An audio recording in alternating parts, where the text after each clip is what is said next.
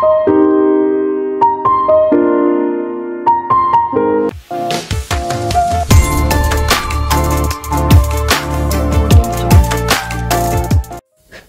எப்படியோ காப்பாத்தியாச்சு. ஆனா அந்த இடத்துல நம்மளோட வாங்சிக்கு கத்தி குத்து விழுந்துடுச்சு. இதுக்கப்புறம் என்ன நடந்தது அப்படிங்கறத கண்டினியூவா பார்க்கலாங்க. அதுக்கு முன்னாடி நான் வாய்ஸ் ஓவர் நரேஷன் ஸ்டோரியில பிடிச்சிருந்தா லைக் பண்ணிட்டு பாருங்க. அப்படியே உங்க ஃப்ரெண்ட் அண்ட் ஃபேமிலி கூட ஷேர் பண்ணிக்கோங்க. இது வரைக்கும் யாராவது சப்ஸ்கிரைப் பண்ணாம ஜஸ்ட் நான் போஸ்ட் பண்ற வீடியோ மட்டும் பார்த்துட்டு இருந்தீங்கன்னு வச்சுக்கோங்க, அது ரொம்ப தப்புங்க. எனக்கு பயங்கரமா கோவம். அதனால சப்ஸ்கிரைப் பண்ணிட்டு பாருங்க. இந்த எபிசோட ஸ்டார்டிங் சீன்ல வர்ஷா தான் ஹாஸ்பிட்டல கொண்டு போய் சேர்த்திருப்பா நம்ம வாங்கிய விஷயம் தெரிஞ்சதுக்கு அப்புறமாக அந்த இடத்துக்கு சிமாவும் சிவாவும் வருவாங்க. சிமாவுக்கு ரொம்ப கில்ட் ஆயிடும், என்னாலதான் வாங்கிக்கு இப்படி ஆயிடுச்சு அப்படின்னு சொல்லிட்டு ரொம்ப வருத்தப்படுவா. இந்த பக்கம் அசிஸ்டன்ட் வாங்கியோட அப்பாக்கு கால் பண்ணி சொல்லுவாங்க, சார் இந்த மாதிரி நாங்க மாத்தியும் கடத்திட்டோம், வர்ஷாக்கு பதிலா சிமாவை கடத்திட்டோம், சிமாவை நீங்க கொல்ல சொன்னீங்க, ஆனா அதுவும் முடியல சார், உங்க பையன் இன்வால்வ் ஆகுறாங்க, பையனுக்கு தான் வந்து ஹர்ட் ஆயிடுச்சு அப்படின்னு சொல்றப்போ என்னடா பண்ணி வச்சிருக்கீங்க, சரி நான் பாத்துக்கிறேன் வைங்க அப்படின்னு சொல்லி கால் கட் பண்ணிடுறாங்க. இந்த பக்கம் ஹாஸ்பிட்டல் தான் அகைன் காட்டுறாங்க. நம்ம வாங்கி வந்துட்டு அபாய கட்டத்தை தாண்டிட்டாரு, ஆனா நிறைய ரத்தம் வந்து ப்ளீட் ஆயிருக்கு, அதனால இன்னொரு 2 daysல வந்து ஒரு அப்சர்வேஷன்ல தான் இருக்கணும் அப்படின்னு சொல்லிட்டு யாரோ ஒருத்தங்க இருந்து பாத்துக்கோங்க டாக்டர் சொல்றாங்க. ஆளுக்கு நான் இருக்கேங்கிறாங்க. ஒன்னு சிவா சொல்றாரு, வர்ஷா சொல்றாங்க, ஆனா கடைசியில சிமா இல்ல வாங்கி என்ன காப்பாத்த வந்துதான் வாங்கிக்கு இப்படியாச்சு, நான் தான் வாங்கி பாத்துப்பேன்னு சொல்லிடுறாங்க. டீச்சர்ஸ் இங்க நடந்த எல்லாத்தையும் கால் பண்ணி பிரின்சிபல் கிட்ட சொல்றப்போ பிரின்சிபாலுக்கு தோணுது ஏற்கனவே ஏதோ தப்பா நடக்க போகுதுன்னு மனசுல நினைச்சிட்டு இருந்தாரு இல்லையா, அவருக்கு இப்போ ஓகே அது இதுதான் போல இருக்கு அப்படின்னு சொல்லிட்டு தோணுது. அது மட்டும் இல்லாம சிமாவை கடத்தி இருந்தா நீங்க எப்படி சிமா இருக்கிற இடத்த ஈஸியா கண்டுபிடிச்சிங்க அப்படிங்கிறப்போ அப்பதான் எல்லா டீச்சர்ஸும் சொல்லுவாங்க, சார் உங்க பொண்ணு வருஷம் வெளியே போகணும் அப்படிங்கிறதுக்காக அந்த ஸ்மார்ட் வாட்சை வந்துட்டு சிமா கிட்ட கொடுத்துட்டு போயிருந்தாங்க அப்படிங்கிறப்போ ஓரளவுக்கு பிரின்சிபால புரிஞ்சுக்க முடியுது. அப்ப டார்கெட் ஏன் பொண்ணு வருஷா தான், இந்த இடத்துல சிமா தான் பலியாடா இருக்கா அப்படிங்கிறது புரிய வருது. அதே மாதிரி இந்த டீச்சர்ஸ் எல்லாம் பேசிக்கிறப்போ வர்ஷாவுக்கும் சரி சிமாவுக்கும் சரி அது புரிய வந்துருது. 2 பேர் ட்ரெஸ் கூட சேஞ்ச் பண்ணி இருந்திருப்பாங்க இல்லையா, போடப்பட்ட ஸ்கெட்ச் எனக்கானது, அதனாலதான் எங்க அப்பா வெளியே போகாது அப்படின்னு சொல்லிட்டு எனக்கு பாதுகாப்புக்காக அந்த ட்ராக் பண்ணக்கூடிய அந்த ஸ்மார்ட் வாட்ச் கொடுத்தாரு அப்படின்னு சொல்லிட்டு இருக்கிறப்ப டீச்சர்ஸும் எல்லாத்தையும் யோசிக்கிறாங்க. அப்பதான் நம்ம சிமா சொல்லுவாங்க, ஆக்சுவலா நான் கடத்தி இருந்தப்போ கொஞ்சம் மயக்கம் எனக்கு தெரிஞ்சிருச்சு, அப்போ அங்க இருந்த பர்சன் யார்கிட்ட போன் பண்ணி கேட்டாங்க, அவரு ஏதோ ஆர்டர் கொடுத்துருப்பாரு போல இருக்கு, அவங்க வந்துட்டு இந்த பொண்ணு கொன்னுடு அப்படின்னு சொல்லிட்டு சொன்னாங்க, இன்னொரு லேடி கிட்ட சொன்னாங்க, என்னால நல்லா கேட்க முடிஞ்சது, அந்த பர்சனோட முகத்தை நல்லா பார்க்க முடியல அப்படின்னு சொல்லிட்டு சிமா எல்லாத்தையும் சொல்லுவா. என்னது கொல்ற அளவுக்கு அப்படி என்ன நடந்துட்டு இருக்கு, என்னடா ஒண்ணுமே புரியாம இருக்கு. அது மட்டும் இல்லாம ட்ரிப்பை கேன்சல் பண்ணிட்டு எல்லாரும் ஸ்கூலுக்கு வாங்கன்னு சொல்லிட்டாரு பிரின்சிபால். சிமா நானே பக்கத்துல இருந்து வாங்கி பாத்துக்கிறேன் அப்படின்னு சொன்னதுனால மத்தவங்க ஸ்கூலுக்கு வந்துட்டாங்க. மத்த ஸ்டூடெண்ட்ஸ்க்கு தெரிய வருது, வாங்கிக்காக வருத்தப்படுறாங்க. நம்ம சிவா ஹேர் கலரை மாத்திட்டாரு, ஹேர் ஃபுல்லா கருப்பாக்கிட்டாரு. சிமாவை காப்பாத்த போன சமயத்துல சிமாக்கு ஏதாவது ஆயிடுமோ அப்படின்னு பயந்துருப்பாரு இல்லையா, அதெல்லாம் யோசிச்சு பாக்குறப்ப இப்ப கூட பயம் வருது. அதுக்கப்புறம் யோகா டீச்சர் பிரின்சிபால் தான் பேசிக்கிறாங்க. நம்ம பிரின்சிபாலுக்கு ஸ்கூலை தாண்டி இருக்கிற ஒரு நபர் மேல சந்தேகம் வருது. அது மட்டும் இல்லைங்க, வாங்கியோட அப்பா மேலே பிரின்சிபாலுக்கு லைட்டா டவுட்டா தான் இருக்கு. ஆனா யோகா டீச்சர் தான் வாங்கியோட அப்பா கட்சியாச்சே, அதனால அவர் மேல சந்தேகம் வராம வைக்கிற அளவுக்கு என்ன பண்ணுமோ அதை பண்றாரு, பேசுறாரு. அதுக்கப்புறம் ஹாஸ்பிட்டல்ல தான் கட்டுறாங்க. நைட் ஃபுல்லா கண்ணு முடிச்சுட்டு பக்கத்துலேயே சிமா பாத்துப்பாங்க. சாம் டீச்சர் அடிக்கடி வந்து பாத்துப்பாரு. அவர் தான் சொல்லுவார், நேற்று நைட் ஃபுல்லா இந்த பொண்ணு கண்ணு முடிச்சும் பக்கத்துலேயே இருந்தா, இப்பதான் அசந்து தூங்குறா அப்படின்னு சொல்ல, சரி டிஸ்டர்ப் பண்ண வேண்டாம் அப்படின்னு சொல்லிட்டு வாக் போலான்ட்டு வாங்கி பாட்டுக்கு வெளியே வந்துருவாங்க. சிமா எழுந்து தேடிட்டு வந்து, என்னாச்சு உனக்கு எதாவது அறிவு இருந்தா இல்லையா, நல்லா இருக்குல்ல, நீ பாட்டுக்கு எழுந்து வந்துட்டு திடீர்னு மயக்கம் போட்டு வந்து என்னத்துக்கு ஆகுறது அப்படின்னு சொல்லிட்டு ரொம்ப பதட்டமா கேட்க வாங்கி எதுவும் சொல்லாம பாப்பாங்க. என் மேல இவ்வளவு அக்கறை எடுத்துக்கிறேன், ஆனா உனக்கு என்ன பிடிக்காது, சிவா தானே பிடிச்சிருக்கு அப்படிங்கிற மாதிரி மனசுக்குள்ள நினைச்சுக்கிறாங்க.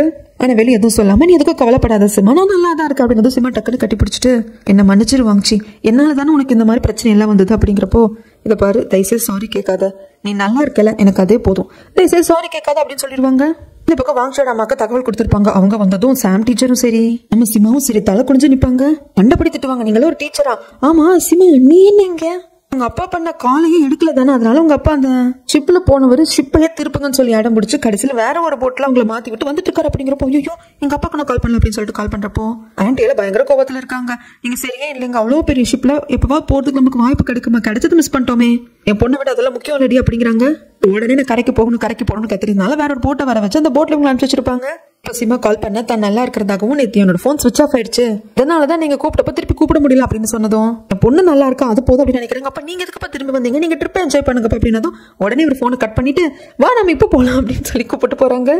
அதுக்கப்புறம் வர்ஷா பிரின்சிபால் கிட்ட வந்து கேக்குறா, அப்பா ஏதோ ஒண்ணு விஷயம் இருக்குல்ல, ஏன்னா அவங்க கடத்த முயற்சி பண்ணது என்னோட ட்ரெஸ்ல இருந்ததுனால சிமாவை கடத்திட்டு போயிட்டாங்க, சொல்லுப்பா ஏதோ ஒரு ரகசியம் இருக்கு, நீங்கிட்ட சொல்லாம மறைக்கிறது தானே, உங்களை பாக்குறப்ப எனக்கு கஷ்டமா இருக்குப்பா, இவ்வளவு சுமையதான் நீங்க சுமந்துட்டு இருப்பீங்க, மனசுல பாரத்தை வச்சுட்டே இருப்பீங்க, என்கிட்ட சொல்லுங்கப்பா அப்படிங்கிறப்போ கண்டிப்பா சொல்றேமா, ஆனா இப்போ எல்லாம் அதுக்கான சரியான நேரம் வரட்டும் அப்படின்றவாரு. வர்ஷாக்கு கொஞ்சம் புரிஞ்சிருச்சு, தன்னை சுத்தி ஏதோ ஒரு மர்மம் இருக்குன்னு சொல்லிட்டு, ஆனா என்னன்னு தெரியாம இருக்க இங்க எல்லாருமே ஒரு விதமான அன்கம்ஃபர்டபுள் இருக்கிற மாதிரியே இருக்கு. அப்போ சாயை பாக்குறதுக்காக சேர்மன் அதாவது வாங்கியோட அப்பாவோட அசிஸ்டன்ட் வந்து நம்ம சாய் சொல்லிருப்பாங்க, என்னோட குழந்தை நல்லா இருக்குதான், என் குழந்தைங்களுக்கு என்ன ஆச்சு, எனக்கு ஒரு பொண்ணு பையனும் இருக்காங்க, மனைவி இவங்களை அந்த நெருப்புல இருந்து தப்பிச்சாங்களா என்னங்கிறது எனக்கு தெரியும், கொஞ்சம் விசாரிங்க அப்படின்னு சொல்லியிருப்பாங்க இல்லையா வாங்கிச்சோட அப்பா கிட்ட. அதன் வகையில் இவர் தெரிஞ்சதை வந்து சொல்றாங்க. ஆக்சுவலா நீங்க நெருப்பு பிடிச்சப்போ யாரோ ஒருத்தர் குழந்தை எடுத்துட்டு இந்த வீட்டுல இருந்து ஓடி வந்ததாக பார்த்ததை வந்து சில பேர் சொல்லியிருக்காங்க. ஆனா அது எந்த பர்சன் என்ன அப்படிங்கிறது தெளிவா தெரியல, இன்னும் கொஞ்சம் விசாரிக்கணும் அப்படின்னு சொல்லிட்டு இந்த பக்கம் சிம்மாவோட அப்பா தூங்குற சமயத்துல இவருக்கு ஒரு கனவு வருது. அந்த கனவுல நெருப்பு பிடிச்ச அந்த வீட்டுல இருந்து ஒரு சின்ன குழந்தைய அவர் தூக்கிட்டு ஓடி வந்திருப்பாரு. அது இவருக்கு கனவா வருது. அவர் ஓடி வர்றப்போ சில பேர்கிட்ட மாட்டிப்பாரு. அதுக்கப்புறம் என்னாச்சு அப்படிங்கிறது நம்மளுக்கு காட்டல, இது மட்டும் அவருக்கு கனவா வரும். இங்க எக்ஸாம் ஸ்கூல்ல தான் காட்டுறாங்க. தூக்கமே வரல சிவோக்கு. சரி வாசிக்கலாமே அப்படின்னு சொல்லிட்டு பியானோ வாசிக்கலாம் அப்படின்னு சொல்லிட்டு வர்றப்போ அந்த பியானோல உட்காந்துட்டு இருக்காங்க இவங்க வர்ஷா. ஆனா வாசிக்காம உட்காந்துட்டு இருக்காங்க. அப்பதான் சிவா கேக்குறாங்க, அப்ப டெய்லி நைட்டு நீங்க தான் வாசிக்கிறீங்களா வர்ஷாங்கிறதுக்கு. ஆமா, இந்த பாட்டு எனக்கு ஏன் பிடிக்கும்னு தெரியல, இந்த பாட்டை நான் குழந்தையா இருந்தப்போ யாரும் எனக்கு பாடியிருக்காங்க, அதுதான் வந்து அந்த டோனை நான் வாசிச்சுட்டு இருக்கேன். ஏன் சிவா அப்படின்னு கேட்கிறப்போ தெரியல, ஆக்சுவலா எனக்கு தூங்குறதுல கொஞ்சம் பிரச்சனை இருக்கு. உங்க பியானோட மியூசிக்கை நான் கேட்டதுனால நல்லா தூங்கிருக்கேன், எனக்கு இப்பதான் புரிய வருது. கிட்டத்தட்ட எனக்கு தாலாட்டு மாதிரி இருக்கு. இன்னைக்கு எனக்கு சரியா தூக்கமே வரல, அதனாலதான் கொஞ்சம் வாசிக்கலான்னு வந்தப்பதான் உங்களை பார்த்தேன். அப்பதான் தெரிய வருது நீங்க தான் இந்த பியானோ வாசிச்சிருக்கீங்க அப்படின்னு சொல்லிட்டு கேட்க, ஆமா சரி நீங்க வாசிக்கிற அந்த டோன் உங்களுக்கு யார் சொல்லி கொடுத்தா, யாரு பண்ணாதான் சொன்னீங்க இல்லையா, எனக்கு தெரியாது. ஆனா இந்த பாட்டை யாரும் எனக்கு பாடியிருக்காங்க, மேபி அம்மாவா இருக்கலாம். என் அப்பாட்ட கேட்டதுக்கு சின்ன வயசுல உங்க அம்மா இந்த பாட்டு தான் எனக்கு தாலாட்டா பாடுவான்னு சொன்னாங்க. ஆனா எனக்கு அது கூட எக்ஸாக்டா ஞாபகம் இல்லை, இந்த பாட்டு மட்டும் ஞாபகம் இருக்கு அப்படின்னு சொல்லிட்டேன். இப்படி ரெண்டு பேரும் இங்க பேசிட்டு இருக்கப்போ ஹாஸ்பிட்டல தான் காட்டுவாங்க. நீ சும்மா புசுக்கு நீ பாட்டுக்கு தனியா நடந்து வந்துடுற வாங்கிச்சு, எனக்கு பயமா இருக்கேன், கையை பிடிச்சிக்கோ அப்படிங்கிற சமயத்துல வாங்கிச்சு பொறுமையா சிம்மாவை பார்த்து, சிம்மா பயமா இருக்கா, இல்ல நீ வந்து உன்னோட கடனை திருப்பி கொடுத்துட்டு இருக்கியா, நான் உனக்காக தான் அடிபட்டுக்கிட்டேன், எனக்கு இந்த கத்தி குத்து விழுந்துச்சுன்னு சொல்லிட்டு வயசேது அப்படி பண்ணாத, நீ பரிதாபத்துக்காக மட்டும் என்ன பாக்குறது அப்படிங்கிறது என் காயத்தை அதிகப்படுத்துது, நல்லா தான் இருக்கா அப்படின்னு சொல்லிட்டு வராங்க. நம்ம ஷோ மெசேஜ் அனுப்பிச்சிருப்பாங்க, டே சீக்கிரம் சரியான வாடா, அவங்க கூட சண்டை போடாம அவங்க கிட்ட பேசாம ரொம்ப கஷ்டமா இருக்கு, வெயிட் பண்ணிட்டு இருக்கு அப்படின்னு சொல்லிட்டு மெசேஜ் எல்லாம் அனுப்புவாங்க. வாங்கிச்சுக்கு எந்த பக்கம் போறதுன்னே தெரியல. ஆக்சுவலா வாங்கிச்சு அதுக்கப்புறம் டிஸ்சார்ஜ் பண்ணிடுறாங்க. ஆனா வாங்கிச்சு வீட்டுக்கு அவங்க அம்மா கூப்பிட்டு வந்துடுறாங்க, ஸ்கூலுக்கு அனுப்ப முடியாது, நீ நல்லா ரெஸ்ட் எடுக்கணும் அப்படின்னு சொல்லிட்டு ஃபர்ஸ்ட்டுக்கு வீட்டுக்கு வா அப்படின்னு சொல்லிட்டு வீட்டுக்கு கூப்பிட்டு வந்து கொஞ்ச நாளைக்கு அப்புறமா ஸ்கூலுக்கு அனுப்பலான் இருக்காங்க. ஆனா சிவா வாங்கிச்சு எப்போ வருவாங்க அப்படின்னு சொல்லி வெயிட் பண்ணிட்டு இருக்கிறப்போ பிரின்சிபால் இருந்துட்டு என்னப்பா உன் ஃப்ரெண்டுக்காக வெயிட் பண்றியா அப்படின்னு கேட்கிறப்போ சிவாவும் ஆமான்னு சொல்றாங்க. நானும் உன்ன மாதிரியே தான், என் நண்பனும் நானும் அப்படிதான் இருந்தோம், எப்போனா உனக்காக காத்துக்கிட்டே இருப்பேன் அப்படிங்கிற சமயத்துல தான் சடாத ஞாபகம் வருது. ஆமா பிரின்சிபால் சார் நான் ஒன்னு சொல்ல மறந்துட்டேன், சிம்மாவை கடத்தின விஷயத்துல நான் தேடி போறப்போ திடீர்னு எனக்கு தலைவலி வந்துருச்சு, காதுல பயங்கரமான சவுண்ட். அந்த சமயத்துல ஒருத்தர் வந்து நீங்க எப்படி எனக்கு கம்ஃபர்ட் பண்ணீங்க, தலையை அமுத்தி விட்டு மசாஜ் பண்ணப்ப எனக்கு ரொம்ப கம்ஃபர்ட்டா அந்த சவுண்ட் எல்லாம் சரியாச்சு இல்லையா, அதே மாதிரி எனக்கு ஒருத்தர் பண்ணாரு. அவர் அந்த ஸ்கூல்ல படிச்சவரா என்ன எது அப்படின்னு சொல்லிட்டு கேட்கறதுக்கு யாரு சொல்ற, அவர் பாக்குறதுக்கு எப்படி இருந்தா அப்படின்னு கேட்கிற சமயத்துல இதே காட்டுக்குள்ள, அதாவது இந்த மோரியம் மலைக்குள்ள எங்கேயோ ஒரு இடத்துலதான் சாயும் வந்திருக்காங்க. என்னமோ கண்டுபிடிக்க ட்ரை பண்றாரு, கண்டுபிடிக்க முடியறது இல்ல. அதுக்கப்புறம் ஜாய் ஒரு பர்சனை மீட் பண்ண வராங்க. கடைசி அந்த அசிஸ்டன்ட் சொல்லிருப்பாங்க இல்லையா, நெருப்பு பிடிச்ச வீட்டுல இருந்து யாரோ ஒருத்தர் குழந்தைய தூக்கிட்டு ஓடுனதை யாரோ பார்த்தாங்கன்னு சொல்லிட்டு இந்த பர்சனை தான் பார்க்க வந்திருக்காங்க. அப்பதான் இவர் சொல்றாரு, மோரியம் இன்ஸ்டிடியூட்டோட முன்னாள் வாரிசு இறந்ததுக்கு அப்புறம் அவரோட மகள் தாங்க ஜாய் கல்யாணம் பண்ணிருப்பாரு. அதனால இவர் தான் மோரியம் இன்ஸ்டிடியூட்டுக்கு, அது சாதாரண ஒரே ஒரு இன்ஸ்டிடியூட் மட்டும் கிடையாது, அது மிகப்பெரிய அசோசியேஷன், அதுக்கே அடுத்த வாரிசாக வந்தவர் யாருன்னா ஜாய் தான். எதனாலன்னா முன்னாள் தலைவராக இருந்த முன்னாள் வாரிசாக இருந்தவரோட பொண்ணை கல்யாணம் பண்ணிக்கிட்டதுனால. அது மட்டும் இல்லாம ஜாய்க்கும் நிறைய டேலண்ட் எல்லாம் இருக்கு, மார்ஷல் ஆர்ட்ல நிறைய ஸ்டேஜ் வரைக்கும் அவர் போயிருப்பாரு. அது மட்டும் இல்லாம சிந்தாமணியை வந்து ஓபன் பண்றதுக்கான லாக்குக்கான கீயும் இவர்கிட்ட தான் இருக்கும். கடைசியில போர்ட் மீட்டிங்ல என்ன முடிவு பண்ணிருக்காங்க, அந்த கீயை வந்துட்டு 3 பிச்சு 3 பேத்துக்கிட்ட கொடுத்து பாதுகாக்க சொல்லலாம் அப்படின்னு சொல்லிட்டு அந்த கீயை அதுக்குள்ள கைப்பற்றணும் அப்படிங்கிறதுக்காக தான் அன்னைக்கு உங்க வீட்டுக்கு நெருப்பு வச்சிருக்காங்க. அதுக்கப்புறம் என்னாச்சு ஏதாச்சும் தெரியல, அதுல இன்வால்வ் ஆனவங்கள ஒரு கேங் வந்து கொண்டுகிட்டே இருக்கு. அதுல ஒரு சிலர் தப்பிச்சிருப்பாங்க இல்லையா, அவங்க உயிர் வாழணும் அப்படிங்கிறதுக்காக ரொம்ப பதுங்கி மறைவா இருக்காங்க, அவங்களை எக்ஸ்போஸ் பண்ணிக்காம இருக்காங்க அப்படின்னு சொல்றப்ப இதெல்லாம் சாய் யோசிச்சுட்டே இருக்காரு. இந்த சிமாவோட அப்பாவுக்கு தூங்குறப்போ எகின் கெட்ட கனவா வருது. அப்பதான் ஒரு விஷயத்தை யோசிச்சு பாக்குறாரு. இருக்கு கல்யாணம் சிமா பிறந்ததுக்கு அப்புறமா சில மாசங்களே உங்க மனைவி இறந்து போயிடுவாங்களா, குழந்தை கூட கவனிச்சுக்காம ஏண்டியன்னு இப்படி விட்டு போயிட்டு அப்படின்னு சொல்லிட்டு இந்த மனைவியோட போட்டோவை பார்த்துக்கிட்டு வேதனைப்பட்டு குடிச்சிட்டு இருந்திருப்பாரு. அந்த பாரோட ஓனர் கூட சொல்லுவாரு, கை குழந்தை வச்சிருக்கடா, ஏன்டா நீயும் இப்படி இருக்க, தாயில்லாத புள்ளடா அப்படின்னு சொல்லிட்டு திட்டிருப்பாரு. யாரும் அறிவுரைதான் சொல்றீங்களே தவிர்த்து நான் என்ன பண்ண முடியும், என் குழந்தையும் நானும் அனாதையா நிக்கிறோம் அப்படின்னு ஒரு ஃபீல் பண்ணிட்டு இருக்கிறப்போ அந்த பக்கம் ஒரு கேங் வந்து உங்க பின்னாடி பெஞ்சில் உட்காரும். ட்ரிங்க்ஸ் எடுத்துட்டு வரதுக்காக இந்த ஓனர் போயிடுவாரு. அப்ப அவங்க பேசிக்கிறது சிமாவோட அப்பா கேட்பாங்க, இந்த மாதிரி இந்த இடத்துல போய் நெருப்பு வச்சிடணும், சிந்தாமணியை வந்துட்டு அதை ஓபன் பண்றதுக்கான கீயை எடுத்துடணும் அப்படி இப்படின்னு சொல்லி பேசுறது எல்லாத்தையும் சிமாவோட அப்பா கேட்டுப்பாரு. அப்பதான் அவருக்கு பயங்கர ஆச்சரியமா இருக்கும். ஏன்னா இந்த பர்சன்ஸ் எல்லாம் பேசிப்பாங்க, சிந்தாமணி மட்டும் நம்ம கையில இருந்ததுன்னு வச்சுக்கோ, இந்த உலகத்துல நம்மளால என்ன வேணா பண்ண முடியும், அவ்வளவு பவர்ஃபுல்லான பர்சனா இருப்போமா, அதை அடையிறதுக்காக தான் நம்மள இவ்வளவு பெரிய வேலையை செய்ய சொல்லியிருக்காங்க, நம்மளுக்கே என்ன காசு கிடைச்சா போதும், இந்த வேலையை நம்ம முடிச்சு கொடுத்துருவோம் அப்படின்னு சொல்ற சமயத்துல இதெல்லாம் கேட்டவருக்கு என்ன தோணுச்சு அப்படின்னு தெரியல, இவங்க ஃபாலோ பண்ணிட்டு வந்துருவாங்க. ஆனா கடைசியில ஃபாலோ பண்ணிட்டு வந்ததுக்கு அப்புறம் யோசிப்பாங்க, எதுக்காக நம்ம ஃபாலோ பண்ணிட்டு வந்தோம், என்ன பண்ணிட்டு இருக்கோம் அப்படின்ட்டு போகலான்னு பாக்குறப்ப மனசுக்குள்ள தோணும், நம்மளுக்காக இல்லைனாலும் நம்ம குழந்தை சீமாக்காக அந்த சிந்தாமணி நம்மளுக்கு கிடைச்சதுன்னா நாம நம்ம குழந்தைய நல்லா வளர்க்கலாம் இல்லையா, அவளுக்காகவாது நம்ம பார்க்கணும் அப்படின்னு சொல்லிட்டு எங்கேயும் அவங்களை ஃபாலோ பண்ணிட்டு போக ஆரம்பிக்கிறாங்க. இங்க வீட்டுக்கு வர்றவங்க அந்த சமயத்துல சாய் இருக்க மாட்டாரு, சாயோட ஒய்ஃப், சாயோட 2 குழந்தைங்க தான் இருப்பாங்க. குழந்தைங்களை இவங்க தூங்க வச்சுக்கிட்டு யாரோ வந்த மாதிரி இருக்கே அப்படின்னு சொல்லிட்டு வெளியே வந்தா தாயோட மனைவி நல்லா சண்டை போடுவாங்க. ஆனா அவங்களை சண்டை போட விடாம கழுத்தை சங்கிலியால கட்டுறது, மறைஞ்சிருந்து தாக்குறதுன்னு சொல்லிட்டு இவங்களை அங்கேயே கொண்டு போட்டுருவானுங்க. அதுக்கப்புறம் வீட்டையே சல்லடை போட்டு தேடுவாங்க. ஆனா எங்கேயுமே அந்த கீ இருக்கவே இருக்காது. சில இந்த வீட்டை கொளுத்தி விட்டு வந்துருவானுங்க. கொஞ்ச நேரத்துக்கு அப்புறமா குழந்தைங்க ரெண்டும் முழிச்சிட்டு வந்து அம்மா அம்மான்னு சொல்லிட்டு அழுதுட்டு இருக்கோம். ஒரு பெண் குழந்தை, ஒரு ஆண் குழந்தை. அந்த ஆண் குழந்தை மட்டும் அம்மா அம்மான்னு நின்னுட்டே அலறப்போ அது எல்லாத்தையும் பார்த்துட்டு வந்த சிமாவோட அப்பா அந்த குழந்தை மட்டும் தூக்கிட்டு வந்துருவாரு. அங்க இன்னொரு பெண் குழந்தை இருக்கு அப்படிங்கிறது அவருக்கு தெரியாது. அதுக்கப்புறம் என்னாச்சு ஏதாச்சுன்னு தெரியலங்க. வாங்கிச்சு அவங்க அம்மா அவங்க வீட்டுக்கு கூப்பிட்டு போயிட்டதுனால அதுக்கப்புறமாக சிமா ஸ்கூலுக்கு வராங்க. சிமாக்கு சமைச்செல்லாம் கொடுக்குறாரு சிவோ. அப்பதான் சொல்லுவாரு, உன்னை காப்பாத்தி முடிச்சு நீ நல்லபடியா இருக்கேன்னு தெரியற வரைக்கும் என் உயிர் என்கிட்ட இல்ல அப்படின்னு. பேரும் ஒரே லவ் டைலாக்ஸ் தான். ஆனா எனக்கு வாங்கிச்சோட லவ் தான் பிடிச்சிருந்தது. இது என்னோட பர்சனல் ஒப்பீனியனுங்க. அதுக்கப்புறம் வாங்கிச்சு கொஞ்சம் கொஞ்சம் தேடி வர ஆரம்பிச்சதுக்கு அப்புறமாக அந்த இடத்துல நடந்தெல்லாம் யோசிச்சு பாக்குறாங்க. சும்மா அவ எந்த இடத்துல கடத்தி வச்சிருந்தானுங்களோ அது ஒரு கம்பெனி. அந்த கம்பெனிக்கு போனப்போ அந்த கம்பெனியோட பேர் எங்கேயோ பார்த்த மாதிரி இருக்கு. ஆக்சுவலா வாங்கிச்சோட அப்பாவுக்கு ஃபர்ஸ்ட் எல்லாம் கல்யாணம் ஆகல. வாங்கிச்சோட அம்மா செகண்ட் ஒய்ஃபோ இல்ல கல்யாணம் பண்ணிக்காம இல்லீகலா இருக்கிற ஒய்ஃபோ கிடையாது, கீப்போ கிடையாது. வாங்கிச்சோட அப்பாவுக்கு இது வரைக்கும் வேற யாரு கூடயும் கல்யாணம் ஆகல. பட் நான் ஏற்கனவே கல்யாணம் ஆயிருப்பாங்க, ஃபர்ஸ்ட் ஒய்ஃப் இருப்பாங்க அப்படிங்கிற மாதிரி சொல்லியிருப்பேன். அது நானா புரிஞ்சுக்கிட்டு சொன்னது. ஆனா வாங்கிச்சியோட அம்மா வாங்கிச்சியோட அப்பாவும் பழகி அவங்களுக்கு குழந்தை பிறந்திருக்கும், வாங்கிச்சி பிறந்திருப்பாரு. ஆனா லீகல் ஒய்ஃபா வாங்கிச்சியோட அம்மா அவர் ஏத்துக்காம தள்ளியே வச்சிருந்திருப்பாரு. நீ கொரியாலே இரு, நான் சைனாலே இருக்கேன் அப்படின்னு சொல்லிட்டு. இந்த சொத்து பத்து எல்லாத்துக்குமே வாங்கிச்சி ஒருத்தர் தாங்க வாரிசு. அப்படி இருக்கிறப்போ அவனை நம்ம கண்டிப்பா நாம தான் பாத்துக்கணும் வளர்த்துக்கணும்னு நினைப்பாரு. அதனால கம்பெனிக்கெல்லாம் கூட்டிட்டு வருவாரு, சில ஃபைல்ஸ் எல்லாம் பார்க்க வைப்பாரு. அந்த சமயத்துல இந்த கம்பெனியை பார்த்த ஞாபகம் வாங்கிச்சிக்கு வருது. இதை பத்தி என்ன ஏது அசிஸ்டன்ட் கிட்ட கேட்டப்போ இது ஜஸ்ட் பேப்பர் கம்பெனி, இந்த மாதிரி ஃபேக்கான கம்பெனி எல்லாம் பண்றது வழக்கம் தான் அப்படின்னு சொல்லியிருப்பாங்க. அப்ப அவர் பெருசா எடுத்துட்டு இருந்திருக்க மாட்டார் வாங்கிச்சு. இப்ப அதை யோசனைக்கு வர்றப்போ ஒருவேளை இந்த கடத்தலுக்கு பின்னாடி நம்ம அப்பா இருக்காரோ அப்படிங்கிற டவுட் வருது. அது டவுட் தான். அம்மா கிட்ட டைரக்டா கேட்க முடியல. அம்மா நான் இன்னும் 2 நாள் ரெஸ்ட் எடுத்துட்டு நான் உடனே ஸ்கூலுக்கு கிளம்புறமா அப்படின்னு மட்டும் சொல்றாங்க. என்னடா இன்னொரு 1 மாசமா அது இருக்கிறதுக்கு இல்லம்மா முடியாது, நான் கிளம்பணும் அப்படின்னு சொல்லிடுறாங்க. இந்த பக்கம் ஸ்கூல்ல தான் கட்டுறாங்க. திடீர்னு பிரின்சிபலோட ஆபீஸை யாரோ சூறையாடி இருக்காங்க, என்னத்தையோ தேடி இருக்காங்க. அடிச்சு புடிச்சு ஸ்டூடெண்ட்ஸ் எல்லாம் நாங்க பாக்குறாங்க. ஆனா பிரின்சிபாலுக்கு சந்தேகம் இந்த யோகா டீச்சர் மேல வருது. யோகா டீச்சர் வாங்கிச்சோட அப்பாக்கு அதிகமா சப்போர்ட் பண்றாரு. அது மட்டும் இல்லாம இந்த இடத்தை தன் கைக்குள்ள எடுத்துக்கணும் அப்படின்னு சொல்லிட்டு யோகா டீச்சர் ட்ரை பண்றாரோ அப்படிங்கிற டவுட் வருதா. அதனால அவர் அப்படி நினைக்கிறாரு. அந்த சமயத்துலதான் இங்க இருக்கிற ஸ்டூடெண்ட்ஸ்க்கு ஒரு சிலருக்கு தெரிஞ்சது இப்ப எல்லாருக்கும் தெரியாது. சிந்தாமணி அப்படின்னு சொல்லிட்டு ஒரு பொக்கிஷம் இருக்கு, அது நம்ம கிட்ட இருந்ததுன்னா உலகத்துல இருக்கிற எதை வேணா நம்மளால சாதிக்க முடியும். அதுக்கான பிரின்சிபால் ஆஃபீஸ் ரூம்ல தான் இருக்குன்னு சொல்லிட்டு யாரை தேடி இருக்காங்க. இது யார் பண்ண வேலைன்னு தெரியல அப்படிங்கிறப்போ சில லாஜிக்கான கொஸ்டின்ஸும் வருது. அது எப்படி இந்த ஸ்கூல்ல யாருக்கனுக்கும் தெரியாது. சீலை பிரேக் பண்ணி தான் உள்ள வரணும், இங்க இருக்க ஸ்டூடெண்ட்ஸ் நமக்கு மட்டும் தான் தெரியும். பப்ளிக் எல்லாம் உள்ள வரணும் அப்படின்னா உங்களால எப்படி சீல் பிரேக் பண்ண முடியும் அப்படிங்கிற லாஜிக்கான கொஸ்டினும் வருது. இப்ப எல்லாம் பேசிட்டு இருக்கப்போ யோகா டீச்சர் கிட்ட பிரின்சிபால் கேக்குறாங்க, வெளியிருந்து எவனும் வரல, உள்ளதான் ஒருத்தர் இருக்கான்னு சொல்லிட்டு. அப்ப இங்க இருக்கிறவங்களை சந்தேகப்படுறியா பிரின்சிபால் யோகா டீச்சர் கேட்க ஸ்ட்ராங்கா பிரின்சிபால் ஆமான்னு சொல்றாங்க. அது மட்டும் இல்லாம சிந்தாமணிக்கான சாவி பிரின்சிபால் கிட்ட தான் இருக்குன்னு யோகா டீச்சர் நம்புறாங்க. ஆனா தன் கிட்ட இல்லன்னு பிரின்சிபால் சொல்றாரு. அதே யோகா டீச்சர் நம்புற மாதிரி இல்ல. பத்தியில பிரின்சிபால் யோசிச்சு நைட் ஃபுல்லா தூங்காம இருக்காரு. அப்போ இவங்களும் தூங்கல, சிவாவும் தூங்கல. சிவாவும் எதாச்சியா பாக்குறப்போ சிவா கிட்ட பேசிட்டு இருக்காங்க. உனக்கு நிறைய குழப்பமா இருக்குல்ல, கன்ஃபியூஸான ஸ்டேஜ்ல இருக்கீங்க இல்லையா. சிந்தாமணி அப்படிங்கிறது இந்த மோரியம் இன்ஸ்டிடியூட்டோட வாரிசு மட்டும் பாதுகாக்கிற ஒரு விஷயம். அதுக்கான கீயும் அவங்க கிட்டதான் இருக்கும். இந்த வாரிசு அப்படிங்கிறது வழி வழியா வருமானு கேட்டேன்னா அப்படியும் வரும். அதே மாதிரி நல்ல திறமையான மாணவனுக்கும் அந்த வாரிசு உரிமை போகும். அதுக்கான போட்டியெல்லாம் நடத்தப்படும் அப்படின்னு சொல்லிட்டு நம்ம சிவா கிட்ட பிரின்சிபால் பேசிக்கிட்டே இருக்கிறப்ப யாரும் என்னன்னு ஒட்டு கேட்கற மாதிரி இருக்கு. பிரின்சிபால் சர்க்கசமா இன்னைக்கு நைட்டு தூங்க முழிச்சிட்டு இருக்கிறது நானும் நீயும் மட்டும் இல்ல அப்படிங்கிறாங்க. சிவாவுக்கு புரிஞ்சு போச்சு, எவனோ ஒருத்தன் ஒட்டு கேட்கறான், எவனோ அல்லது எவ்வளோ அப்படிங்கிற மாதிரி தோணுது. அதுக்கப்புறமாக அசிஸ்டன்ட் கிட்ட இதை கேட்டலாம் அப்படின்னு சொல்லிட்டு நம்ம வாங்கி கேட்டுடுறாங்க.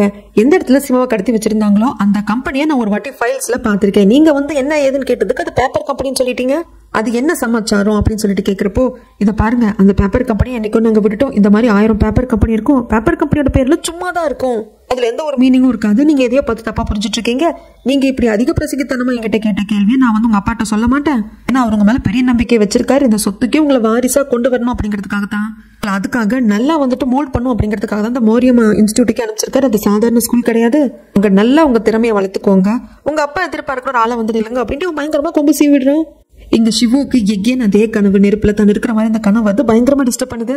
பிரின்சிபால் அடுத்த நாள் ஆஃபீஸ் ரூம் எல்லாம் ஒழுங்குபடுத்திட்டாங்க. ஆனா ஒரு டேபிளுக்கு கீழே ஏதோ புக்கு கிடக்கும். அதை எடுத்து பார்த்தவரு என்னமோ கண்டுபிடிச்ச மாதிரி இருக்கு. அதுக்கப்புறமாங்க ரூட தான் காட்டுறாங்க. ரூட் இன்னொரு பையன் கூட ரொம்ப ஷேர் பண்ணிட்டு இருப்பான். அந்த பையன் கிட்ட கேக்குறாண்டே, நேத்து நைட் நீ எங்க போயிருந்த?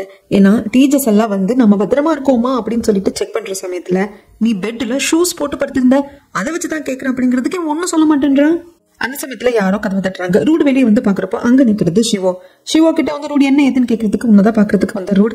உனக்கு சிந்தாமணியை பத்தி தெரிஞ்சிருக்கு அப்படின்னா இந்த மொத்த ஸ்கூல்லயே எப்படியாவது ஒரு விஷயத்த அடையணும்னு நினைக்கிறவன் நீதான்.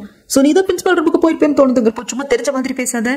கொஞ்சம் ஸ்ட்ரிக்டாவும் எனக்கு எது வேணும் அப்படின்னு சொல்லிட்டு நான் வந்து ரொம்ப ஸ்ட்ராங்காவும் இருக்கிறதுனால எல்லா பையன் மேல போடாதீங்க அப்படின்னு சொல்லிட்டு இவன் போயிடுவானா. ஆனா ரூடுக்கு மனசே ஆறாது. ரூடுக்கு தன் கூட ரூம்ப ஷேர் பண்ணிட்டு இருக்க அந்த பையன் மேல டவுட் வந்துகிட்டே இருக்கும். அவனை கார்னர் பண்ணி கேட்கறாங்க, எனக்கு மேலதான்டா சந்தேகமா இருக்கு, தூங்குறப்ப எதுக்குள்ள நீ ஷூஸ் போட்டு தூங்கணும் அப்படின்னு சொல்லி கேட்டுட்டு அடிக்கவே செஞ்சிருவாங்க.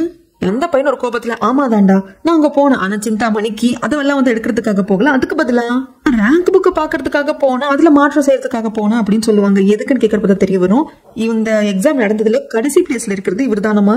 ஆனா எவ்வளவு என்னோட உழைப்பை வந்து நான் கொடுத்துருக்கேன், நான் எவ்வளவு மெனக்கிட்டு இருக்கேன், பட் அந்த பொசிஷனுக்கு நான் டிசர்விங்க கிடையாது. நான் இங்க 2 வருஷமா படிச்சுட்டு இருக்கேன், எனக்கு அப்புறமா வந்த ஸ்டூடெண்ட்ஸ் ஆன அந்த சிவாவை வாங்கிச்சு கூட நல்ல பொசிஷன்ல இருக்காங்க, எனக்கு கிடைக்கல அப்படிங்கிற கோவத்தில் தான் போனேன். அப்படிங்கிறப்போ அந்த இடத்துக்கு மத்த ஸ்டூடெண்ட்ஸும் வந்துடுறாங்க. அதே மாதிரி இந்த பர்சன் அந்த இடத்துக்கு போய் இந்த புக்கை தான் எடுக்க போனாரு பார்க்க போனார் அப்படிங்கிறது நமக்கு காட்டுறாங்க. யாரோ வர்ற மாதிரி இருந்தது டேபிள் கடையில தள்ளி விட்டுட்டு பக்கத்துல இருக்க ஜன்னல் வழி தப்பிச்சுட்டு வந்திருப்பாங்க. இப்ப இதை எல்லாரும் கேட்டுட்டாங்க, சிவாவும் சேர்த்திதான். சிவா இருந்துட்டு ஒழுங்கா பிரின்சிபல் கிட்ட கன்ஃபர்ஸ் பண்ண அப்படிங்கிறப்ப அது என்னால முடியாதுங்கிற சமயத்துல பிரின்சிபல் அதுக்கு தேவையே இல்லப்பா அப்படிங்கிற மாதிரி என்ட்ரி கொடுப்பாரு. ஆரம்பத்துல இந்த பையனுக்கு ஒரு வார்னிங் மட்டும் கொடுத்துட்டு விட்டுடலாம் அப்படிங்கிற மாதிரி தான் பிரின்சிபல் நினைப்பாரு. ஆனா இவன் அடங்காம அதுக்கு பதிலா நிறைய பேசுவான். உங்களுக்கு சிவாவை பிடிச்சிருக்கு, பர்சனலா உங்களுக்கு சிவாவை பிடிச்சிருக்கு அப்படிங்கிறதுக்காக தானே சிந்தாமணி பத்தி அவங்ககிட்ட பேசிட்டு இருந்தீங்க அப்படிங்கிறப்போ அன்னைக்கு நைட்டு தூங்காம பிரின்சிபால் சிவாவும் பேசிட்டு இருந்தப்போ யாரோ ஒட்டு கேட்ட மாதிரி இருக்குன்னு பிரின்சிபால் சொன்னாரு இல்லையா, அது வேற யாரும் இந்த பையன் தான். இதெல்லாம் கேட்க இன்னுமே வந்து பிரின்சிபாலுக்கு கோவம் வந்துருச்சு. இதை பாருப்பா, நீ ஜெயிக்கணும்னு தப்பு இல்ல, ஆனா எவனுமே ஜெயிக்க கூடாதுன்னு நினைக்கிறது தப்பு. இதுக்கு மேல இந்த ஸ்கூல்ல உனக்கு இடம் திங்ஸ் எல்லாம் பேக் பண்ணிட்டு கிளம்பு அப்படின்றாங்க. ஆனா மார்ஷல் ஆர்ட் பழகிறவங்களுக்கு தோத்தாலும் அதை அக்செப்ட் பண்ணிக்க கூடிய மனப்பக்குவம் வேணும். இப்படி ஃப்ராட் வேலை பண்ணி ஜெயிக்கணும்னு நினைக்கிறேன், அடுத்தவங்களை வந்துட்டு ஏமாத்திட்டு ஜெயிக்கணும்னு நினைக்கிறேன், அது வந்து சரிப்பட்டு வராது. உனக்கு மன்னிப்பு கொடுக்குற அளவுக்கு கூட தகுதியானவன் கிடையாது அப்படின்னு சொல்லிட்டு ஸ்கூல் விட்டு வெளியே போக சொல்லிடுவாங்க. அதுக்கப்புறம் பார்ட் டைம் ஒர்க் பாக்குறதுக்காக சிமா வெளியே வந்திருப்பாங்களா, அந்த சமயத்துல எங்க ஒர்க் பண்ணுவாங்க அப்படிங்கிறது இவருக்கு நல்லா தெரியும். வாங்கிச்சிக்கு அந்த இடத்துக்கு வந்து கொஞ்சம் வெளியே போய் பேசலாமா அப்படின்னு சொல்லிட்டு சிமாவை வாங்கிச்சு கூப்பிடுறப்போ சிமாவும் ஓகேன்னு சொல்லிட்டு வராங்க. ஏன்னா இப்ப நான் நல்லா இருக்கு, நீ நல்லா பாத்துக்கிட்டே இல்லையா, அதுக்கு நான் ஒரு ட்ரீட் கொடுக்குறேன் அப்படின்னு சொல்லிட்டு சிமாவை கூப்பிட்டு போவாங்க. ஆனா அங்க கூப்பிட்டு போனவரு ஒரு பாக்ஸ் கொடுப்பாரு. அதுல வந்து ஒரு நெக்லஸ் மாதிரி இருக்கும், சாரி செயின் மாதிரி இருக்கும். அதுல பெண்டன்ட் என்னன்னா பட்டர்ஃபிளையோட பெண்டன்ட். ஆக்சுவலா சிமா உனக்காக ஏதாவது கிஃப்ட் வாங்கணும் அப்படின்னு சொல்லிட்டு போனேன். பட்டாம்பூச்சி வந்து அதாவது ஒரு வகையான பட்டாம்பூச்சிய எங்களோட சைனால வந்துட்டு அது அதிர்ஷ்டத்தோட அடையாளம் அப்படின்னு சொல்லுவாங்க. ஆனா அதை நான் பிடிச்சே கொடுத்தாலும் அது செத்து போயிடும். அது எப்பவுமே உங்ககிட்ட இருக்கணும் அப்படின்னா இந்த பட்டர்ஃபிளை பெண்டன் வச்ச சேர்ந்த கிஃப்ட் பண்ணணும்னு எனக்கு தோணுச்சு, இதை நீ எடுத்துக்கோ வாங்கிக்கோ அப்படிங்கிறப்போ சிமா அதை திருப்பி கொடுத்துட்டு வாங்கியும் மனசுல பல கற்பனைகளை வச்சிருக்கேன், அதெல்லாம் எதுவுமே சரிப்பட்டு வராது, எனக்கு இதெல்லாம் வேண்டாம், உன்னோட நன்றி மட்டும் எனக்கு போதும், பட் நீ எனக்காக கத்தி குத்து வாங்கியிருக்க, உன்னை பாத்துக்க வேண்டிய பொறுப்பு எனக்கு இருக்கு, அதனாலதான் நான் அதை பண்ணேன் அப்படிங்கிறப்போ இது வந்து ரிஜெக்ஷன் அப்படிங்கிறது பக்காவா புரிஞ்சு போச்சு. நம்ம வாங்கிச்சுக்கு செயினை கொடுத்து ப்ரப்போஸ் பண்ணிருக்காங்க, திருப்பி கொடுத்து அவங்க ரிஜெக்ட் பண்ணிட்டாங்க. ஆனாலும் நான் கிவ் அப் பண்ண மாட்டேன். நான் எப்பவும் உனக்கேத்த ஒரு நல்ல ஒரு மேனை நான் மாத்திப்பேன், அதுக்காக நான் காத்துக்கிட்டே இருப்பேன், முயற்சி பண்ணிக்கிட்டே இருப்பேன் அப்படின்னு சொல்றாங்க. சிமாக்கு இதுக்கு என்ன சொல்றதுன்னு தெரியல. இங்க சிவாக்கு எப்பெல்லாம் தலைவலி வருதோ அப்பெல்லாம் இவருக்கு ரோட்ல ஒரு வாட்டி தலைவலி வந்தப்ப சாய் வந்து சரிப்படுத்தி இருப்பாரு இல்லையா, அதுதான் ஞாபகம் வருது. அதுக்கப்புறம் யாரோ ஒருத்தங்களும் இந்த லோனை வந்து கொண்டுட்டு போறா. இன்னைக்கு சாயோட வீட்டை எரிச்சதுல இவனுங்களும் ஒருத்தனுங்க, அதுல ஒருத்தர் தலைமையில வாழ்ந்துட்டு இருந்தான். இப்போ இவனை சேஸ் பண்ணி சாய் வந்துடக்கூடாது அப்படிங்கிறதுக்காக லூனா வந்து கொண்டுட்டு போறான். நான் லூனா கொண்டான்னு தெரியாம லூனா கிட்டே இந்த வேலையை கொடுத்துருப்பாரு. லூனா வந்து நான் போறதுக்குள்ள யாரும் கொண்டுட்டாங்க சார் அப்படின்னதும் 18 வருஷமா தன் கோமால இருந்து வச்சு பத்திரமா பாத்துக்கிட்டது வாங்கிச்சோட அப்பாங்கிறதுனாலையும் தன் கூடவே இருந்து லூனா அசஸ் பண்றதுனாலயும் லூனாவோட பேச்சுல அவர் நம்புறாரு. எனக்கு முன்னாடி ஒரு ஸ்டெப் என்னோட எதிரி இருக்கான்னு தோணுது, எல்லா ஆதாரத்தையும் அழிச்சிட்டு இருக்கான் அப்படின்னு சொல்லிட்டு இவர் வேதனைப்படுறாரு. அதுக்கப்புறம் மக வாங்கி ஸ்கூலுக்குள்ள வந்துடுறாங்க. அந்த பையனை தான் பிரின்சிபல் ஸ்கூல் விட்டு போன்னு சொல்லிட்டாங்களே, அவர் பெட்டி படிக்கலாம் கட்டிட்டு இருக்கிறப்போ இவன் ரூடு கூட இருடா நாங்க பேசிக்கிறோம், பிரின்சிபல் கிட்ட பேசுறோம் அப்படின்னு சொல்றாங்க. நம்ம 2 ஹீரோஸும் வந்து சொல்றாங்க. ஆனா அந்த பையன் கேட்கறதே இல்ல. கடைசியில நம்ம 2 ஹீரோஸ் வந்து பேசுறாங்க, ஆனா அது பிரயோஜனமே பண்றது இல்ல. பிரின்சிபல் போன் சொல்லிட்டாரு அவ்வளவுதான் அப்படின்னு சொல்லிட்டு அந்த பையன் ஸ்கூலை விட்டு வெளியே வந்துருவான். அதுக்கப்புறமாக இந்த சிமாவோட அப்பாவுக்கு ஒரு போன் கால் வரும். பேசுறது ஒரு லேடி தான், இந்த மாதிரி ஹஸ்பண்ட வந்து யாரும் கொண்டு இருக்காங்க, யாரு என்னன்னு தெரியல, அவர் இறந்துட்டாரு அப்படின்னு சொல்ல இது கேட்டது இவருக்கு பயங்கர ஷாக் ஆயிடுது. ஏன்னா அன்னைக்கு சாயோட வீட்டை கொளுத்தி விட்டுறதுக்காக தான் 18 வருஷத்துக்கு முன்னாடி யார் போனாங்களோ அதுல ஒருத்தன் இப்ப செத்து போயிருக்கான். ஏன்னா இவரு ஒயின் ஷாப்ல உட்காந்து பின்னாடி யாரெல்லாம் பேசுறாங்க இவர் கேட்டுட்டு இருந்திருப்பாரு இல்லையா, அந்த கேங்ல இருக்கிறவங்களுடைய எல்லாரோட பேரு இவருக்கு தெரியும். ஏன்னா எல்லாம் ஒரே வில்லேஜ். 18 வருஷத்துக்கு அப்புறமாக இப்ப அவனை யார் வந்து கொண்டிருப்பாங்க, என்னமோ பயமா இருக்கு அப்படின்னு சொல்லிட்டு ஆண்டி வந்துட்டு இதை பாரு உடனே நம்ம கிளம்பணும், நான் வந்து அவ படிச்சுட்டு இருக்கா இல்ல சிவில் எக்ஸாமுக்கு அந்த அகாடமிக்கு போகணும், என் பொண்ணு உடனே பாக்கணும், சிமாவை பாக்கணும் கிளம்புறப்போ ஐயோ இந்த மனுஷன் என்ன அங்க போக சொல்றாரு அப்படிங்கிறப்ப என்ன பண்றதுன்னு தெரியல. அந்த இன்ஸ்டியூட் முன்னாடி நின்றுட்டு கூப்பிடு என் பொண்ணை வந்து வர சொல்லுங்கிறப்போ எனக்கு புரிச்சுக்கோங்க எனக்கு தெரிஞ்சு இந்த அகாடமியில படிக்கல போல இருக்குங்கிறப்போ உள்ள போய் விசாரிக்கிறப்பதான் தெரிய வருது இந்த பேர் தான் சிமா சொல்லியிருப்பாங்க. இந்த அகாடமியோட பேரு தான் என் பொண்ணு சொன்னோம், நான் உள்ள போய் விசாரிச்சுக்கிறேன் அப்படின்னு விசாரிக்கிறது தெரிய வருது. சீமாங்கிற பேர்ல இங்க எங்க ஸ்டூடெண்ட்டுமே இல்லைன்னு சொல்லிட்டு பயங்கரமா இவருக்கு கோவம் வந்துட்டு ஆன்டியை பார்த்துட்டு அப்ப எல்லாம் உனக்கு தெரியும் தானே, என் பொண்ணுங்க அப்படிங்கறதால நீ விட்டுட்ட, இது நீ பெத்த பொண்ணா இருந்தா பண்ணிருப்பியா அப்படின்னு சொல்லிட்டு ஆன்டியும் திட்டிடுறாரு. இந்த பக்கம் சிவாவை பாக்குறதுக்கு சிமா வந்து பக்கத்துல உட்காராங்க. கிளாஸ் எல்லாம் முடிச்சிருச்சு, நைட் டைம். 2 பேரும் நார்மலா பேசிட்டு இருக்கிறப்போ சிவா வந்துட்டு சொல்லுவாரு, சிமா லைஃப் எனக்குன்னு என்ன வச்சிருக்குன்னு தெரியல, அடுத்து என் லைஃப் எங்க போய் முடியும்னு தெரியல, நான் எங்கிருந்து என் லைஃபை ஆரம்பிச்சேங்கிறது எனக்கு தெரியல, எனக்கு என்ன நடந்தாலும் நான் எதுவா இருந்தாலும் நீ என் கூட இருப்பேன் அப்படிங்கிறதுக்கு சிமாவும் கண்டிப்பா நான் இருப்பேன், நீ என்னவா இருந்தாலும் சரி நீ என்னோட சிவா அப்படின்னு சொல்லிட்டு சிவா கட்டி பிடிச்சுக்க. இதெல்லாத்தையும் வாங்கிச்சுன்னு பாத்துட்டு இருப்பாரு. அதை கரெக்டா வந்து வருஷமும் பாத்துருவாங்க. வாங்கி அங்கிருந்து வெளியே வந்துருவாரு. பின்னக்க வருஷம் வந்துட்டு வாங்கி ஒரு நிமிஷம் இல்லை அப்படிங்கிறதுக்கு வருஷம் இப்ப நான் எதையும் பார்க்கல அவ்வளவுதான் அப்படின்னு சொல்லிட்டு வந்துருவாங்க. அதுக்கப்புறமாக ரூட் வந்து வாங்கி பார்த்து ஒரு விஷயம் சொல்லுவான். அந்த பையன் இந்த ஸ்கூல் விட்டு போறதுக்கு முன்னாடி ஒன்னு சொன்னான், உனக்கு ஞாபகம் இருக்கா அப்படிங்கிறப்ப என்ன சொல்லியிருப்பானா, நீங்க எல்லாரும் நம்பிட்டு இருங்க, ஆனா பிரின்சிபால் நம்புறது வந்துட்டு சிவோவை தான். ஏன்னா அன்னைக்கு நைட்டு நான் கேட்டுட்டு இருந்த பிரின்சிபால் சிந்தாமணியை பத்தியும் அந்த 3 கேஸை பத்தியும் சிவா கிட்டதான் பேசிட்டு இருந்தாங்க. சிவோக்கு கொடுக்குற மைண்ட் தான் பிரின்சிபாலுக்கு இருக்கு அப்படின்னு சொல்லிட்டு சொன்னதால ஞாபகத்துக்கு வருது.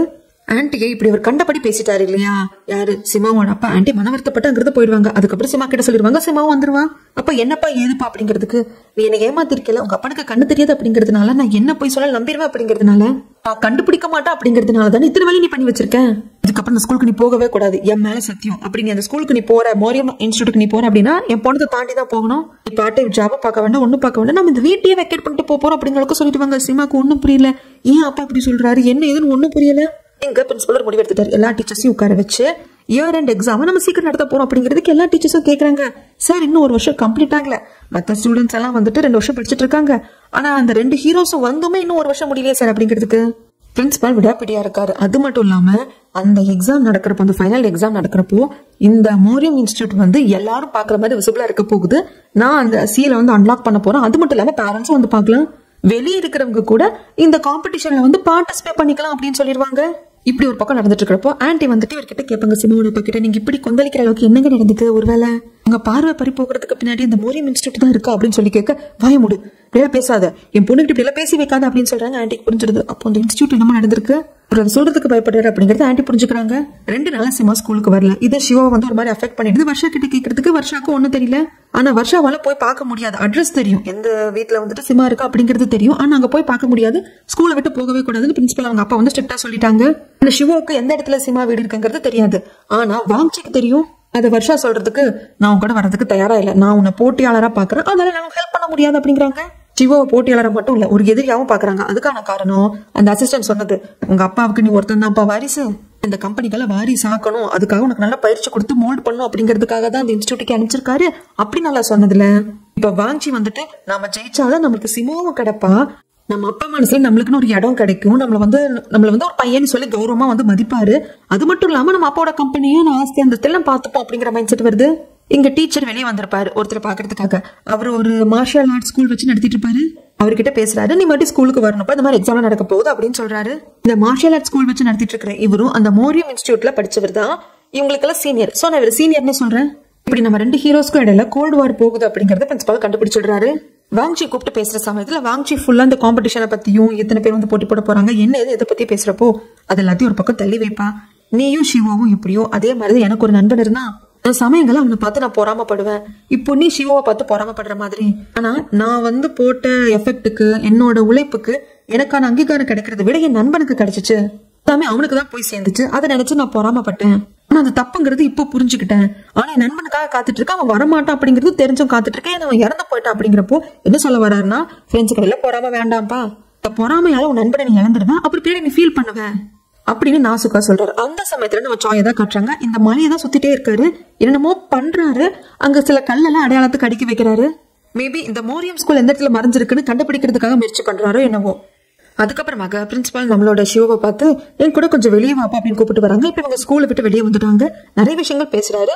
பிரின்சிபாலுக்கு என்னமோ தெரியல, சிவா கிட்ட ஒரு பர்சனலான கனெக்ட் வந்துருச்சு. சிவாவை ரொம்ப நம்புறாரு. எனக்கு புரியுது, மேல அதிக நம்பிக்கை வைக்க வைக்க உனக்கு நிறைய பொறுப்புகள் கொடுக்க உனக்கு ஒரு பயம் வருதுன்னு சொல்லிட்டு, ஆனா எனக்கு உன்னை தவிர்த்து வேற யார் மேல இந்த நம்பிக்கை வரல அப்படின்னு சொல்லிட்டு இருக்காங்க. இப்படி பேசிட்டு எங்க கூப்பிட்டு வராங்க அப்படின்னா சிமாவோட வீட்டுக்கு தான். இந்த இடத்துக்கு வந்ததும் இவங்க வந்திருக்காங்க அப்படிங்கிறது சிமாவோட அப்பாவுக்கு தெரிஞ்சதும் அவர் பயங்கரமா பயப்படுறாரு. சிமாவோட அப்பாவுக்கு சுத்தமா பிடிக்கல. பட் இருந்தாலும் வீட்டை தேடி வந்திருக்காங்க அப்படிங்கிறதுனால சரி பேசலாம் அப்படிங்கிறாங்க. சிமாவோட அப்பாவும் பிரின்சிபாலும் பேசிக்கிட்டோம் அப்படின்ட்டு இவங்களாம் வெளியே வந்துடுறாங்க. தனியா ஒரு இடத்துல உட்காந்து நம்ம சிமாவும் இவரும் ஷியோவும் பேசிட்டு இருக்காங்க.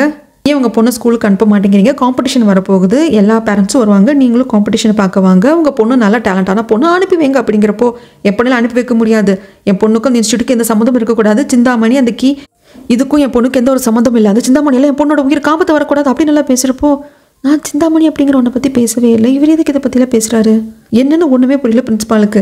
கடைசியில் கொஞ்சம் சுதாரிச்சுட்டு, இதை பாருங்க, உங்கள் பொண்ணை நான் எப்போ தெரியுமா ஃபர்ஸ்ட் வாட்டி பார்த்தேன் அப்படின்ட்டு, எப்போ பார்த்தோம் அப்படிங்கிறதே சொல்லுவாங்க. 2 வருஷத்துக்கு முன்னாடி என்னோட பொண்ணு வர்ஷாவை நான் வந்து இந்த ஸ்கூலுக்குள்ளேயே வச்சு வளர்த்துட்டு இருந்தேன். ஆனால் அவளுக்கு வெளியே போகணும் அப்படிங்கிற ஒரு கியூரியாசிட்டி அடிக்கடி வரும்.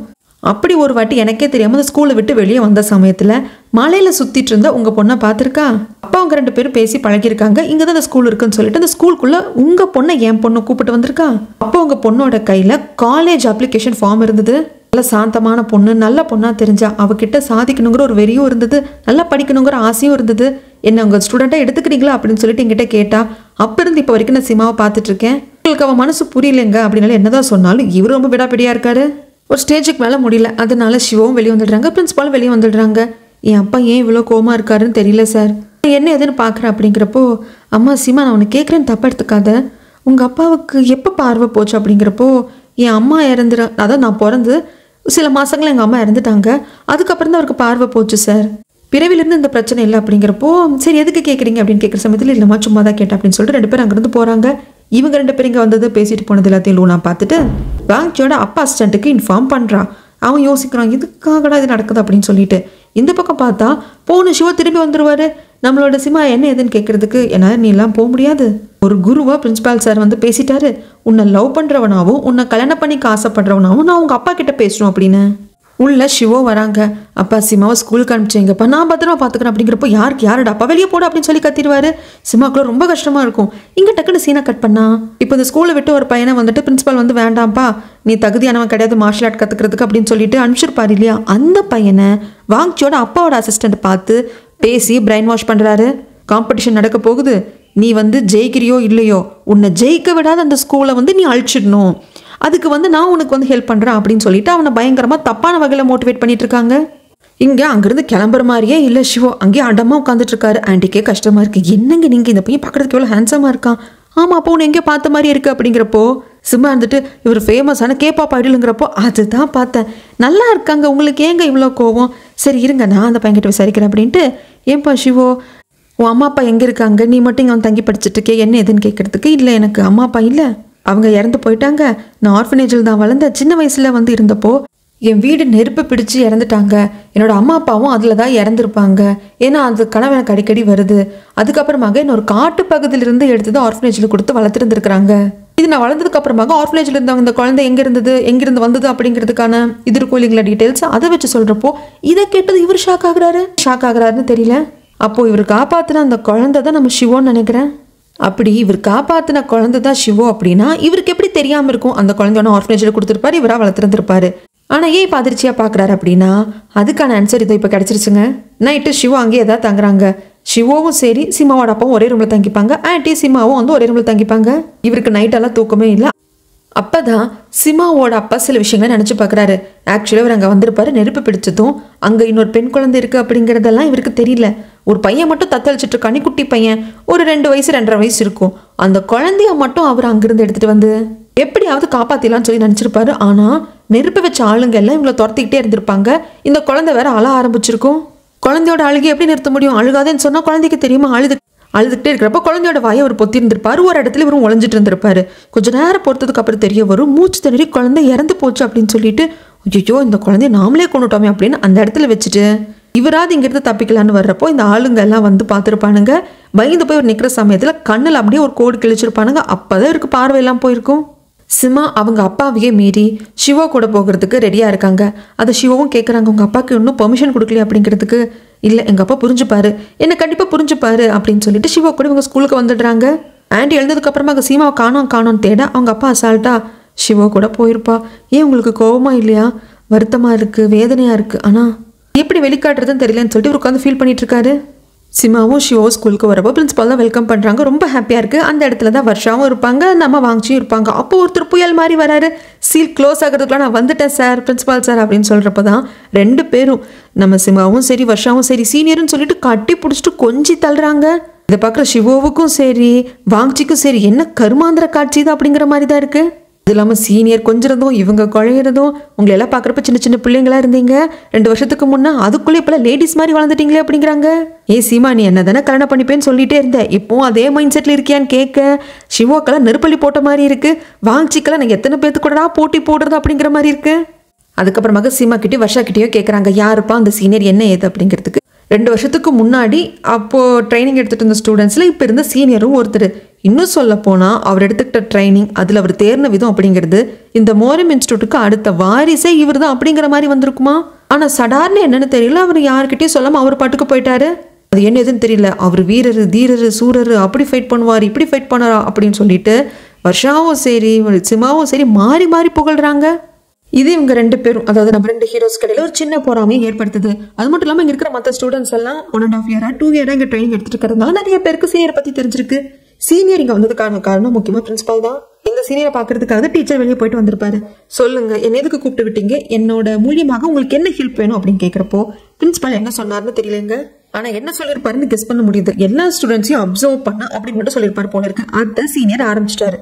எல்லா ஸ்டூடெண்ட்ஸையும் அப்சர்வ் பண்றாரு. அது மட்டும் இல்லாம காம்படிஷன்னா என்ன, மார்ஷியல் ஆர்ட்னா என்ன அப்படின்னு சொல்லிட்டு ஒரு கேள்வி கேட்கிறாரு. இதுக்கு யாருக்கெல்லாம் பதில் தெரியுதோ அவங்க மட்டும் என்ன வந்து பாருங்க அப்படின்னு சொல்லிடுவாரு. அதுக்கப்புறமாக யாருக்கும் தெரியாமையும் எல்லாரும் சண்டை போட்டுட்டு பிராக்டிஸ் பண்ணிட்டு இருப்பாங்க இல்லையா, அதையும் மானிட்டர் பண்றாங்க. சிமாவும் சிவோவும் பிராக்டிஸ் பண்ணிட்டு இருக்கிறப்ப அதையும் மானிட்டர் பண்ணிட்டு பிரின்சிபல் கிட்ட சொல்றாங்க. ஏன்னா சிவோ இந்த ஸ்கூலுக்குள்ள வந்து 2 மாசம் தான் ஆகுது, ஆனா அவனோட அந்த க்ரோத் அப்படிங்கிறது, அவன் கத்துக்கிட்ட விதம் அப்படிங்கிறது எக்ஸ்ட்ராடினரியா இருக்கு. 5-6 வருஷம் இங்க ட்ரைனிங் எடுத்துக்கிட்ட மாதிரி இருக்கு அப்படின்னு சொல்றாங்க. அது பிரின்சிபாலுக்கு புரியுது. அப்பதான் பிரின்சிபால் வந்துட்டு எனக்கும் அதே டவுட் தான்ப்பா அப்படின்னு சொல்லி கேட்கறப்ப சரி அந்த பையன் சிவோ எப்படி இங்க வந்தா அப்படின்னு கேட்கறாங்க. அதுக்கு என்ன கதையோ அதை வந்துட்டு பிரின்சிபால் சொல்றாரு. அதுக்கப்புறம் வர்ஷாவும் நம்ம வாங்கிச்சியும் ப்ராக்டிஸ் பண்ணிட்டே இருப்பாங்க. வர்ஷா வாங்கிச்சி ரொம்ப சாஃப்டா தான் ஹேண்டில் பண்ணுவா. இதை சீனியர் கண்டுபிடிச்சிட்டாரு. அதனால கேட்கிறாரு, என்ன வர்ஷா உனக்கு வாங்கிச்சியை பிடிச்சிருக்கா, உன்னோட பஞ்செல்லாம் ரொம்ப சாஃப்டா இருக்கு, ரொம்ப ஈஸியா ஹேண்டில் பண்ற அப்படிங்கிறப்போ அதை வந்து வாங்கிச்சி பெருசா எடுத்துக்கிறது இல்லை. என்ன சொல்றீங்க, வர்ஷாவுக்கு என்ன பிடிச்சிருக்கா, ஏன் அப்படி எல்லாம் பேசுறீங்க, நீங்க சீனியரா இருந்தா என்ன வேணா பேசுவீங்களா அப்படிங்கிறப்போ ஏன்பா கோவத்துக்கு வர, பாக்குறப்ப தோணுச்சு அப்படின்னு சொல்லிட்டு போயிடுவாரு. சீனியர் இதையும் பிரின்சிபல் கிட்ட சொல்றாங்க.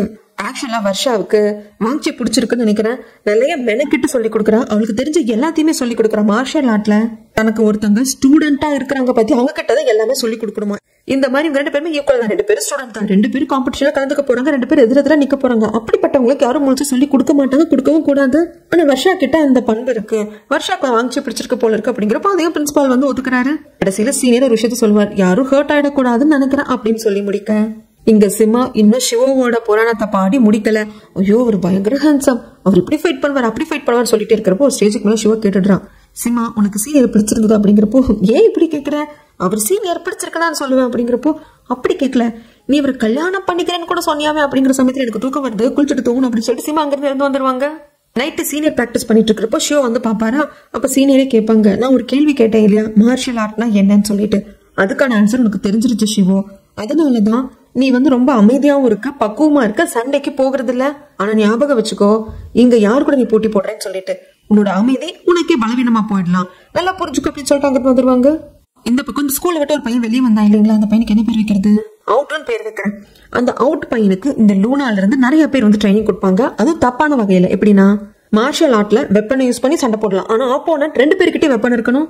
ஆனா இந்த லூனா உன்னால சண்டை போட்டு ஜெயிக்க முடியல அப்படின்னா இந்த கத்தி இதை வச்சு ஜெயிச்சுக்கோ, அந்த இடத்துல ரத்த ஆறு ஓடணும், இந்த மோரியம் இன்ஸ்டியூட்டை கலங்கப்படுத்திடணும், அந்த காம்படிஷனே ஒண்ணும் இல்லாம பண்ணி அந்த என்ன சொல்றது அந்த இன்ஸ்டியூட்டை வந்து டிஸ்ட்ராய் பண்ணணும் அப்படின்னு சொல்லிட்டு தப்பா மோட்டிவேட் பண்றாங்க.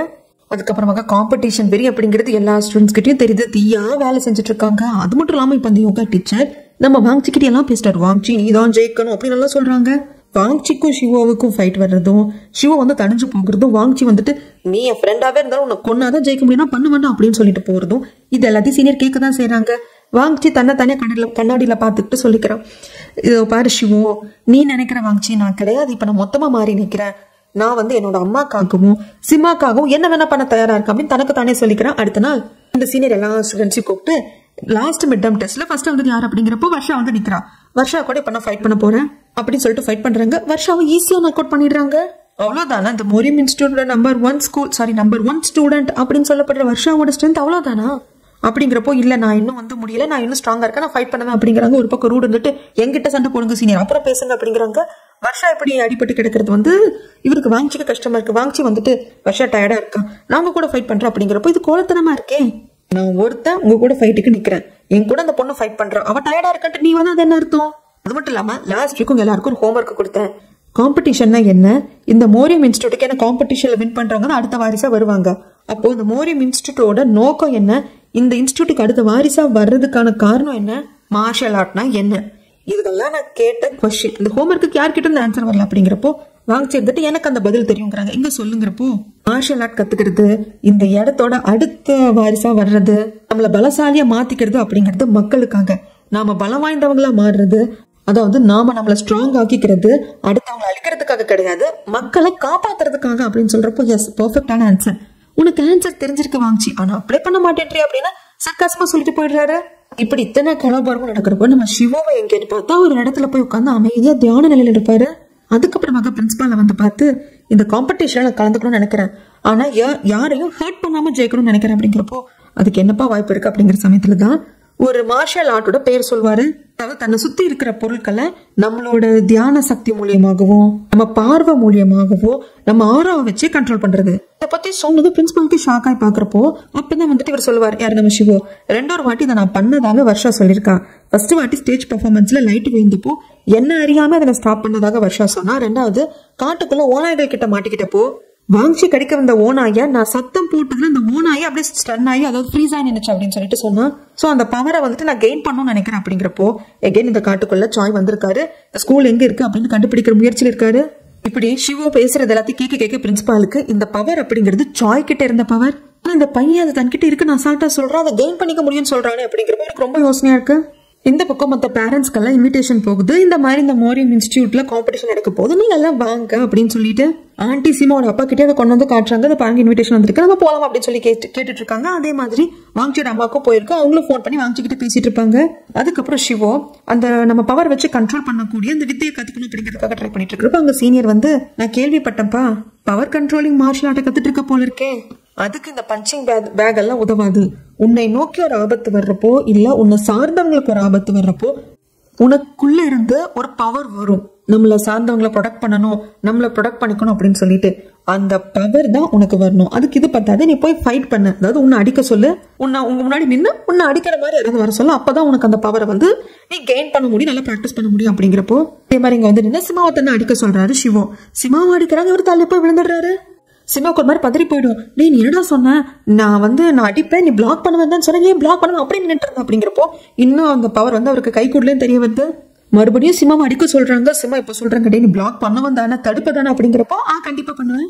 எகெயின் சிமா அடிக்கிறான், நல்லா பவர்ஃபுல்லா அடிக்கிறான். ஆனா இந்த மனுஷன் பிளாக்கே பண்றதுல பிளாக் பண்ண முயற்சி பண்றாரு, ஆனா அந்த பிளாக்கிங் நடக்கிறது கிடையாது. சிமாவுக்கு பயந்து வந்துடுது. அப்பதான் இதை புரிஞ்சுக்கிட்டேன் வருஷம் வந்துட்டு, அந்த கண்ட்ரோலிங் பவர் தானே கெயின் பண்ண பாக்குற, அதுக்காக தானே சிமா அடிக்க சொன்ன அப்படிங்கிற சமயத்துல இதை கேட்டுட்டு இருக்கிற வாங்கிட்டே, வாடா நான் அடிக்கிறேன் அப்படின்னு சொல்லிட்டு அடிக்க வராங்க. அதாவது இப்போ சிவாவோட பாயிண்ட் ஆஃப் வியூல இருந்து தன்னை அடிக்க வர்றது சிமாவாவே இருந்தாலும் அவனை நம்மள வந்து ரொம்ப அடிக்க மாட்டா, ஏன்னா 2 பேரும் லவ் பண்றாங்க, அதனால அந்த பயம் இருக்காது, நம்மள தற்காத்துக்கணும் அப்படிங்கிற உணர்வு வராது. ஆனா அதே வாங்கி கண்டிப்பா அடிச்சாலும் அடிச்சிருவாரு, அவர்கிட்ட இருந்து தன்னை தற்காத்துக்கணும் அப்படிங்கிற உணர்வு வரும் இல்லையா, அது இப்போ வருது. அடிச்சுப்படி பயங்கரம் மூஞ்சி உடைக்கலாம்னு சொல்லிட்டு கை அப்படியே கொண்டு வர்றப்போ கண்ணை திறந்து சிவா பாப்பாரு, அந்த கை அப்படியே ஃப்ரீஸ் ஆகும்.